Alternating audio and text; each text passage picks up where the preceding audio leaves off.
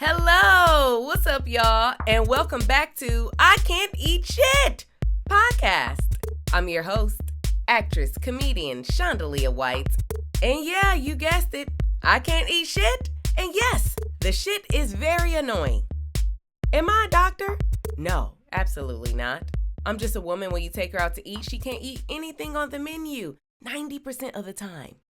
So, if you're like me and you can barely eat anything when you go out, this podcast is for you. If you've gotten a little bit older and your gut is just like, child, you can't eat it either, this podcast is for you too.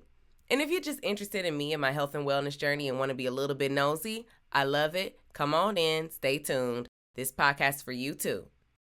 I started I Can't Eat Shit podcast because I was secretly ill for many years, and now I'm healed and I'm ready to talk about it. This episode is about low stomach acid. Ooh. So let's get into it. Last month, I talked about a number of things that progressively got worse with my gut. And today we're going to focus on something that is healed, but I constantly have to keep an eye on. And that's low stomach acid. Low stomach acid is real, y'all. My first encounter, I believe, with it was about in 2018 where I actually noticed it. I literally could not hold down water. When I drank water, it hurt so bad and it was just burning and my stomach was cramping and all of that. And I know it had to be low stomach acid. And at the time, I also burnt the lining out of my gut. But it was a clear sign that something was wrong. I couldn't hold down water. Water's nothing. Then I also had a situation recently where I was eating dinner and after dinner, as soon as I'm done, my lower abdominal, it just like bloats, right? Well, my abdominal is bloating and I'm not eating bloating foods. Like I didn't have foods like cabbage or broccoli or beans or anything along those lines. So to me, that's a clear sign like, okay, something's going on with my gut and I should probably, let's backtrack and see what's going on. So it's always something I have to keep a close eye on because I do struggle with it. Now, what exactly is low stomach acid? I'm just going to read a definition for you so you can understand what it is. Low stomach acid is a condition where the stomach doesn't produce enough hydrochloric acid, HCl, to maintain a strong acidic environment. And HCl is the stomach's most powerful acid and plays an important role in digestion and immunity. It helps break down protein, absorbs nutrients, and controls bacteria and viruses. This is why my butt was always sick. And when stomach acid is low, people may have trouble digesting food, especially protein, and may develop nutritional deficiencies over time. They may also be prone to infections, which can further damage the stomach and digestive system. And at the time when my stomach acid was low, I'm telling you, I was like prone to infections. I constantly had infections and I was constantly like, it was really malnourished, basically. I was not absorbing the nutrients from food. And I can just remember just not fully being able to break things down. So what are some of the signs of that, right? How do you know you have it? Some signs of low stomach acid are bloating, cramps, upset stomach, heartburn and reflux, gas, diarrhea, and undigested food in the stool. So at one point, I couldn't even digest quinoa. Quinoa, for the people that aren't familiar, is a protein grain. It's a grain protein. And I would eat it and it literally would go in and come out exactly how it went in. No breaking down. I did not absorb any of the protein or nutrients from it. And my body also has a tough time with grabbing the nutrition and nutrients from vitamin B and a number of other things. So low stomach acid can be a huge contributor if you're dealing with malabsorption. Before we get sick of the shits and I tell you about how I increase the stomach acid levels in my body, I first want to tell you some of the things that may cause low stomach acid levels. And they are stress. Stress is like the number one thing because stress decreases the stomach acid levels in your body.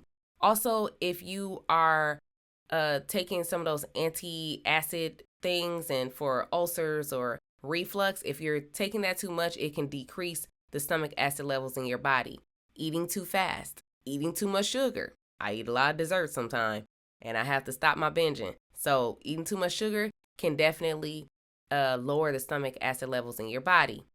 Also, if you are not getting the essential vitamins that you need in your diet, if you have specific bacterial infections, if you are of a certain age, low stomach acid levels, here you come.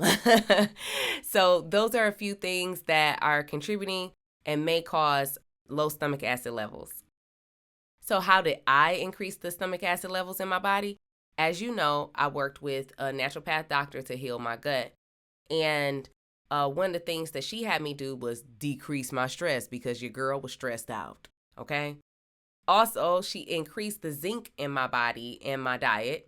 And she also did a number of herbal combinations. And this was to help with the low stomach acid in addition to other problems that were happening in my gut simultaneously. But if you do not have a naturopath doctor or someone to assist you with anything like that, here are a few things you may be able to do at home.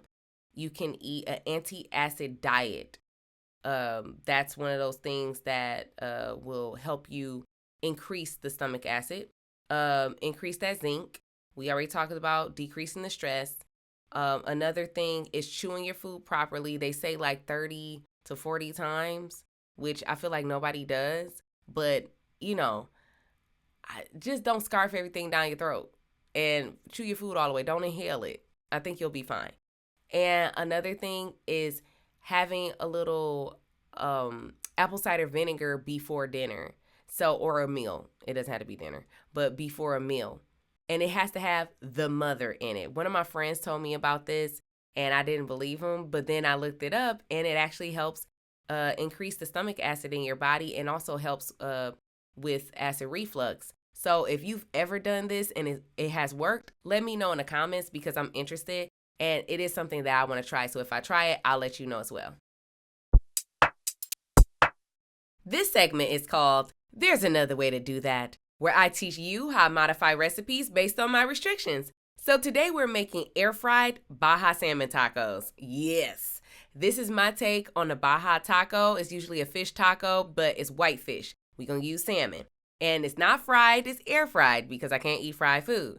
Now, I love tacos, and most of the time I can't eat them when I go out. I usually can't eat it because of the harsh oils or the dairy, tomatoes, peppers, and that's pretty much all the food, right? But I do my take on it, and it's delicious. It's a gluten-free, dairy-free, harsh oil-free. You're going to love it. Try it out.